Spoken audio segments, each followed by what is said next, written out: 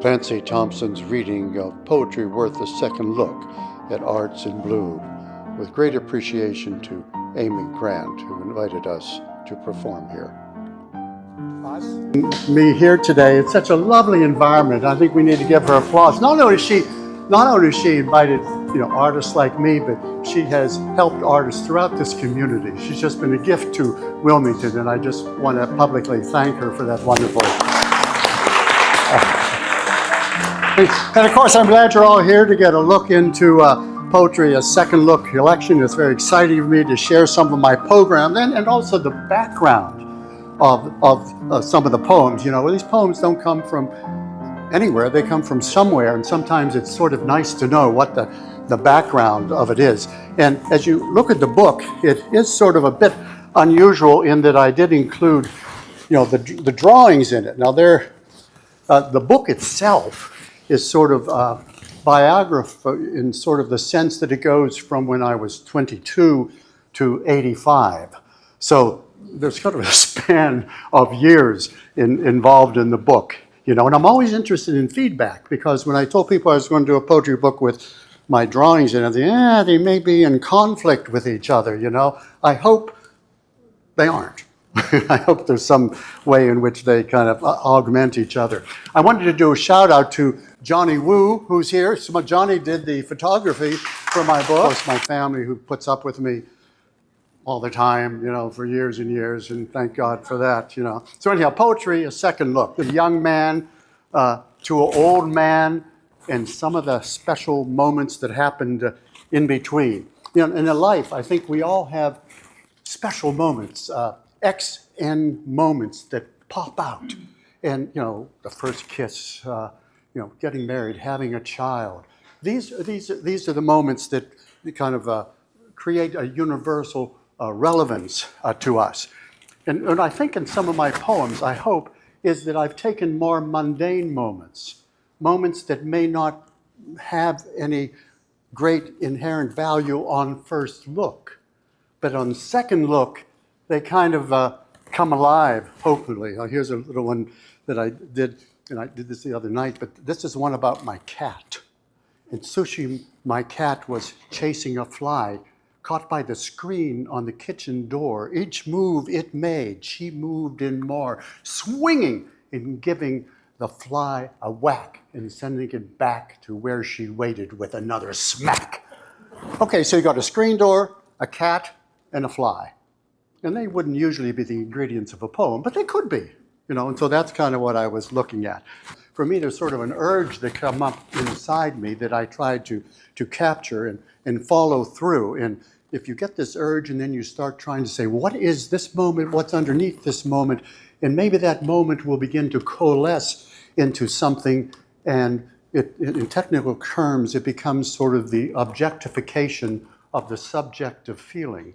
And I think that's kind of what the poems are about. Like I wrote a poem called When to Do a Poem.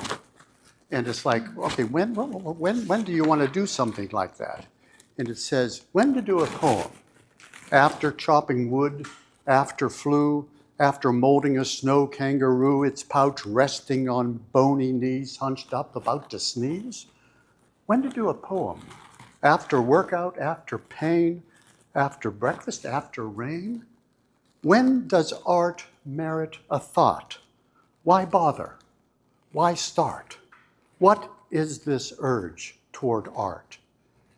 And it's sort of, that's a question we're always asking, we always get upset when, like, the local school district taking all children's art out of display because they're afraid it may have some meaning. Okay. In this collection, which I kind of fall into different categories: poetry of love, poetry of nature, poetry of thought. And I'm going to start with a poem that I did when I was 23. I was teaching high school, and I just met a 17-year-old gal named Susan.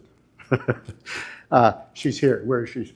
61 years later, she's still with me, which says something. That's a courtship in progress, you can say. So here I am, 23. I meet this 17-year-old, and this is the poem that came out. It said, "Come dance. Come dance with me. Reluctance, leave it behind. Leave it by your shoes, or let it stand and watch, or sit and pout. Come, don't be shy, be shameless, bold. Take my hand, I'm warm. And that wisp of hair, let it fall. Let it brush itself aside, or I'll brush it by. Come, dance. So it's sort of a welcoming to her. Now, 4 years later, that yearning found a home. I'd lost touch, gone to graduate school, then I reconnected with Susan again, and this is a poem that I wrote then. So this is called Joy. And so I crept up behind you and put my hands over your eyes, and I asked, guess who? Who? Oh, if you had dared to answer wrong. But when you said, my love, I knew the name was mine, and I leaned into you, and you spun around into my arms, and we spun again downward in delight. We were entangled like an octopus, all arms and legs, as we laughed and fell into each other's mouths and drank deeply from each other's eyes. Now, the 3 years between the first poem and the one I just read were years of kind of angst. I'd been in graduate school. I started teaching at Transylvania College in Lexington, Kentucky. I was a bachelor. I was building my career, but I was also feeling very lonely, very, very disconnected, and which you can do, when you're busy doing like a career and thing, you can really lose some of your personal kind of feelings. So this is called No Escape, and it says, hell's a lonely place to spend a weekend. A lovely drive away from the city into the country to find some peace, finding death instead. Not outright death, but a clawing dread that kills, not directly, but could, over the remainder of life, be present like a shadow, walking behind you, lurking beside, sleeping beneath you every night, questioning, reminding you life is really happening, asking, what part in it are you playing? Sometimes that angst got, for me, pretty bizarre. This one is called Overwhelmed. And I use the term in here, blue milk. And I didn't know why I used it, but then I found out it's in Star Wars. Any of you Star Wars fans? Skywalker drinks blue milk from the banana drink milk of some hairy animal that lives in outer space. Anyhow, called Overwhelmed. When time collides with reality, I have often wanted to rip off a table leg and eat it like a drumstick, put teeth into a light bulb and find it soft, drink blue milk and sleep. Oh, sleep on and on upon 1,000 marshmallows. Kind of bizarre, right? Anyhow. So love re-enters. Susan and I get together again, and this poem is after we've been, let's see, what's the date? We've been married 2 or 3 years, something like that, okay? And this is called An Evening Out. I hope you've all had evening out lights this. It says, it was raining, my coat over her shoulders. We turned and walked, not knowing where, wet streets smelling of buses, but soft feelings, her hand in mine. We crossed the street, jumping a puddle, and then ducked into a movie. It was a winsome walk, a damp night, but warm feelings between this love of mine and me. She who loves and angers me, wrings me out, and smooths and twists my emotions. Settled in our seat, I leave for cold drinks, water from the fountain in the lobby, bringing it back to her in my mouth. Like a lot of us, career and children become the two sides of a life together. Each create challenges, and these show up in my poetry too. This is called Love's Tension. Okay, love, oh, the strain of it. Loving and not hating, maybe a little sometimes. Waiting, hurriedly wanting, energy pounding inside while outside waiting. Waiting the terrible, smooth moment of love when work waits and children don't call. No simple thing, no minor emotion, no lasting illusions, this married oneness.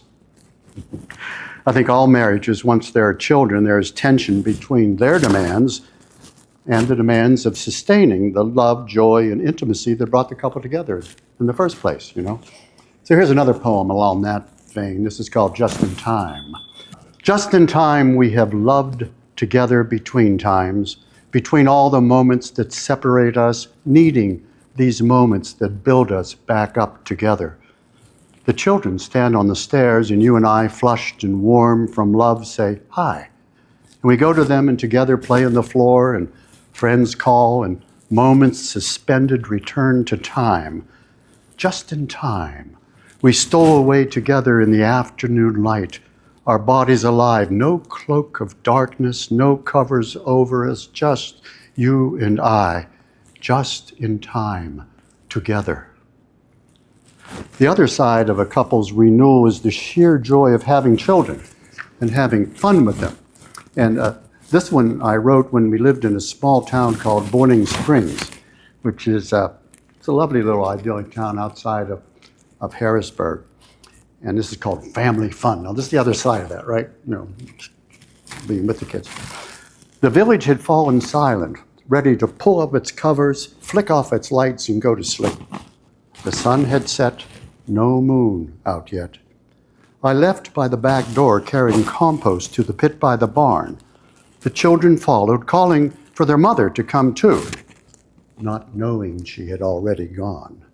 It was pitch black, but for the shadowed lamp hung sideways by the barn door by an old horse harness there.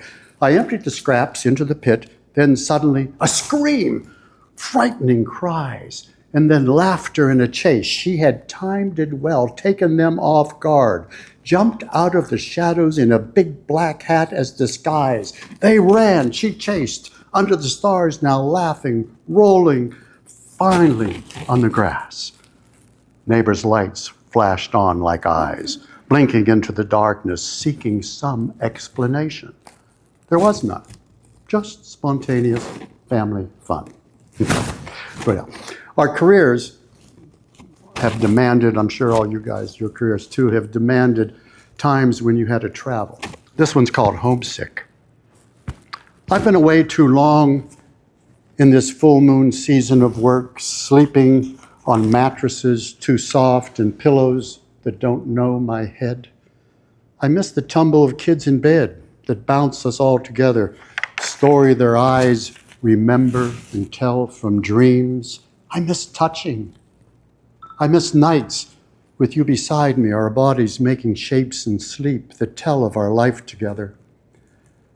I have lost touch with the inside curve of my circle in this long, so restless absence from home. I long for familiar space, for family circles to home in. Family ties is what keeps us human, be it as a father or an aunt.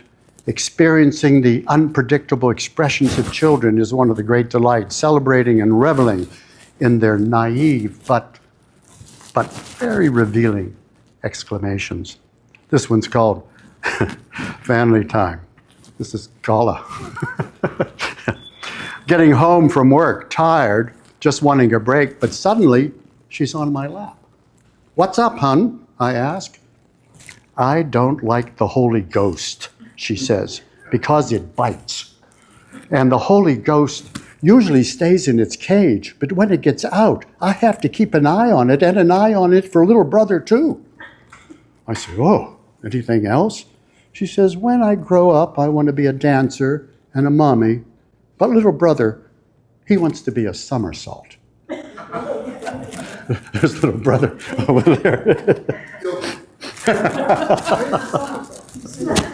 So how can you beat that for resettling your mind and jolting you out of the adult reality and into another kind of thinking? Later, while I was artistic director of the Performing Arts Foundation of Long Island, I often had to go into New York City for auditions for actors and so on. And when I was there, I would stay with my sister who lived up on the Upper East Side. And on some occasions, it was not a friendly neighborhood, you know. So this is one experience. I said, "Coming down blue, after budgets and schedules, phone calls, memos, talks after banking, and sending out bills after human services and human ills. I drive in a fog to the Big Apple, its saturated corridors alive. I look for a place to hide. Supper and news, and a quiet call to you, a blue call to you before curling up like a mousetrap to sleep in Harlem. Now, my nights in Harlem also were most often wonderful, especially in the summer, when the streets were hot and alive long into the night. Being in the middle of the heart of New York City, Spanish Harlem, those who know 103rd and 2nd Avenue up in that part of town, it was quite a change from Huntington, Long Island, where we live. This is called night music in Harlem. Latin New York beats outside. Full moon and bongo jukebox and traffic, midnight rhythms and sounds.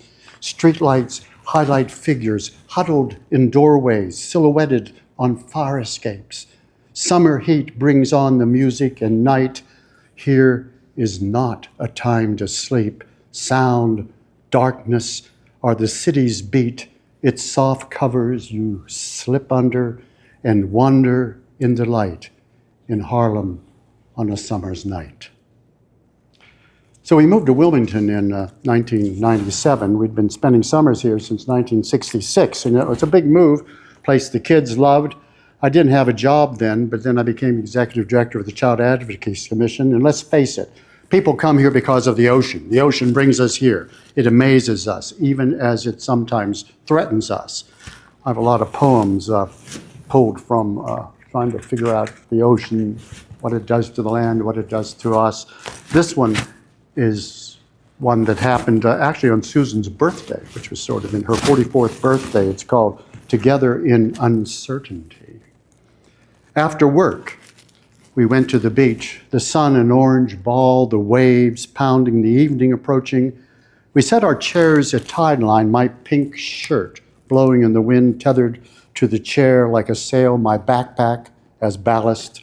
We walked into the surf, which caught us by surprise, strong, running southerly down the beach. We fought our way, struggling to the shore, breathlessly falling on our chairs. The waves rolling up over our feet, stirring chaos in the dry sand beyond, only to rush back in a torrent, drawing sand away from beneath us. Our balance was destroyed, our sensibility forced to adjust to life as it is in this uncertain and changing world. Turning 50 is a milestone for everyone, a midlife moment of reflection. What have we been to? Where are we? Where have we gone? I didn't write this poem for me. I wrote it for Susie and also for my friend Tim Weckesser. It says 50 more or less. So you're 50 today. A lot of time gone by under the bridges we regularly cross over.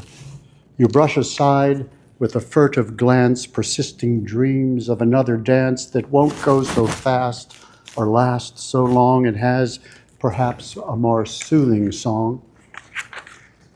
So you're 50 and you don't feel any different. You wash your hair and brush your teeth, and the cat still purrs when she enters the room and rolls in the carpet for her daily groom. Perhaps today she'll dispel your gloom. I don't miss 50, even though I was there for a while. It's just another mark, another mile. You're 50 today, and you know you're loved. And the miles, the bridges, the time, and the trials converge like a blossom about to bloom in a garden growing in the dark of the moon. Health. Whoa, this is a big one as you grow older. At 62, I found myself with colon cancer, a reality deserving several poems maybe. Anyhow, here's one. It says, cancer. Surrounded by flowers and love, I rest. The surgery is over. The pain controlled, my emotions balanced somewhere in tubes and pumps and buttons and alarms. Comfort contained like a droplet in a cube of ice. I'm not naive. The pain will find its way. Now, however, it is a distant thing. I sit up in bed, contemplative, nearly undone, filled with expectation. I sit waiting for some input, some outcome, some objective balance. What if, or what will be? In a universe of my own, I sit suspended, my emotions stayed, my center, the still point of all I've known, fragile as a flower. The Old South is surely still here, but also the struggle for a new kind of South. Now, I'm a political guy, and this poem is the only political one in the book, but it reflects this struggle that is still going on here in the South. It's called Mint Juleps, anyone? I like that title. Oh, yeah. The Old South sits stiffly by its magnolia trees, its white linen suit and finery pressed but yellowed now by age and change, its grandeur a relic for forget-me-nots. The stately homes, now shrines or clubs or deteriorating heaps in back-country fields overcome by mice and kudzu vines, the master a ghost, long gone. New tides have come or are on the way, new equities, new faux gentilities, new faces at last have found their day, and the magnolias, tangled in their own neglect, struggle to bloom even as they decay. I mentioned one of the three poetic categories that I play with is poetry of thought, and here's one that explores time. This is a crazy one. Think about it, really. Time that is here, time that is not here but was here, time that we knew, didn't know. Anyhow, this little poem was sparked by a walk on Figure 8 when I was 74. It is called Timeless. This sea, this sand has been here even as it has not under the same indifferent moon. And I, an old man, stand knee-deep in memory, remembering my first time here, recognizing that I too am the same, but not somehow. I am who I was, but not so now. And after seeing an amazing production of La Traviata at the Metropolitan Opera in New York, I started writing things on a program, and then I went up to, I was staying with my sister, who lives in the Upper West Side, and I pretty much, I think, reached out and captured the feeling of what I felt after that production, you know. And so this is called The Unbearable Closeness of Love. The unbearable closeness of love, the edge before the fall, the exhale after the breath is gone. Oh, hold me close. I know you were there, been there, almost all there. Now, is it too late to hold on for all again, to hold on and not despair? For we were there, almost all there, within a breath of being, of very dying, in the same and intimate air. If you kind of know the story, the woman kind of sacrifices herself and so on. It's a very dramatic story. Go see La Traviata, maybe you'll get it. To be honest, this poem I'm really trying still to understand. There's still some poems have like combination locks in them, and you keep turning them, looking for the right number, and they don't open, but even though you wrote it, you still say, what is that about? What's that really talking? Now, that one has some stuff in it that I don't understand yet. As you grow into your 80s, you have to start thinking a little bit about death. So this is a little dark side of what I'm talking about. But yeah, you have to do that, and particularly if you have health issues. So poetic takes on death, and I hope you like the second one better. But nonetheless, they're both realistic. This first one is called Death. I mean, it lays it out there, right? Death, a word with no sympathy, hanging in space, hovering above us all. Death. Imagery does not provide a satisfying look beyond, only a final stillness with wisps of religious hope. Death, a dead weight, really, that is in itself breathless. And then, I guess about, I'm 81, that's what, 6, 7 years later, I had a different take, okay? And this is called Death Wish. And this says, when I die, if you're the last to see me when I go, know that I was ready. Be it quick or slow. Life's a gift, and mine's been bountiful. Love, you just let it grow and grow. Oh, please celebrate that when I go. But you keep musing on love, and this is something I wrote a year later. And it says, more like a prayer. And this is, I have found of late clusters of little goodbyes creeping into our conversation at bedtime, a hug, the squeeze of a finger, along with insurances, I love you, and a whisper, I'll miss you when you're gone.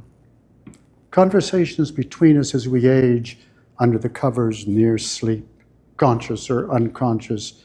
As we age, our mortality clusters around us like a cloud, as we find it more difficult to kneel cleaning under a sofa or to stand stirring a soup. Sunshine warms, but portends a cooler future when these little goodbyes are more like a prayer than a whisper. In the end, all we have is all we have. That is enough. This poem is called This Is Now Enough. Over the stillness of the woods, the stars glisten like surprises, and lying back on earth, looking into space, infinite, obscure. My mind wants so much more, but in the time I have, this is now enough.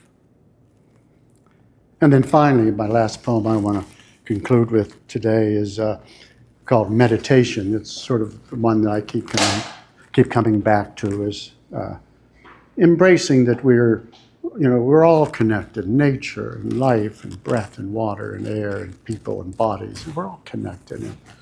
And so then what does that mean, and what is the obligation of that? So that's this poem. In the forest, where the branches reach out like dancers, and the light pours through the trees, accenting twig and leaf and flower, all nature rejoices as one, and I, no stranger here, fold my hands and come to rest. All time is here. All things are here, all beginnings and all ends. In this mixture of earth and light and water, all faculties are formed, all functions are found. In the poetry of the woods, we are no different, save the difference of being aware of gifts we have and gifts we have yet to give. Thank you for coming. Once again, thank you, Amy. Where's Amy? Thank you for Amy for letting us be here. And there we go.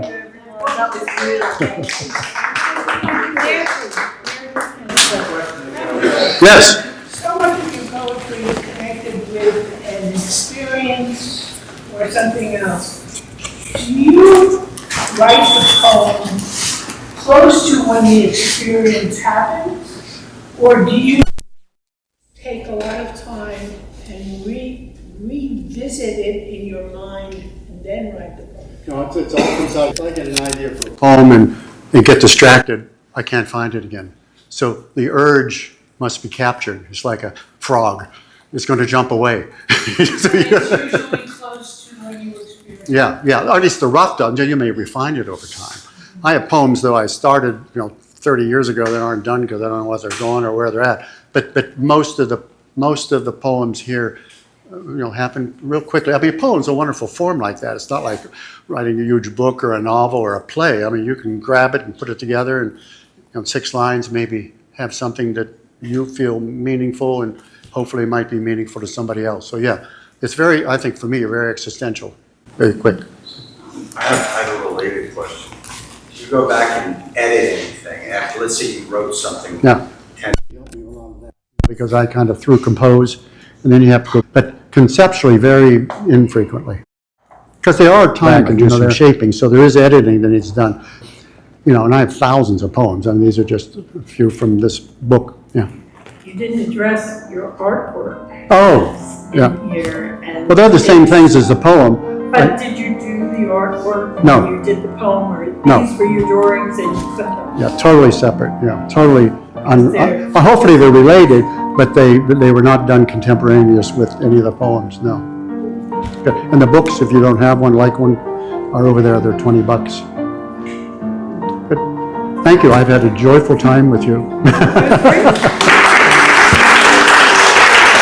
Thank you to Finley, who's doing my music. Okay, he'll be strumming away for the next half hour.